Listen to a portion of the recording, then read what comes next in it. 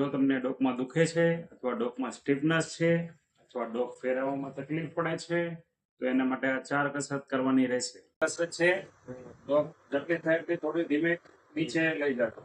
બહુ વધારે નીચે નહીં, જેટલું કમાય એટલું 10 ગણવાનું. 1 2 3 4 5 6 7 8 9 10. પાછળ લઈ જાઓ એટલે પાછળ 10 ગણવાનું. 1 2 3 4 5 6 7 8 9 10. બસમાં આ પહેલી કસરત છે. બીજી કસરત ડોક સાઈડમાં લઈ જાઓ. 10 ગણો. 1 2 3 4 5 6 7 8 9 10. સેન્ટરમાં રાઈટ સાઈડ 1 2 3 4 5 6 7 8 9 10. બીજી કસરત. ત્રીજી સાઈડમાં હાથ જો હાથથી ખેંચો. 1 2 3 4 5 6 7 8 9 10. Right side 1 2 3 4 5 6 7 8 9 10.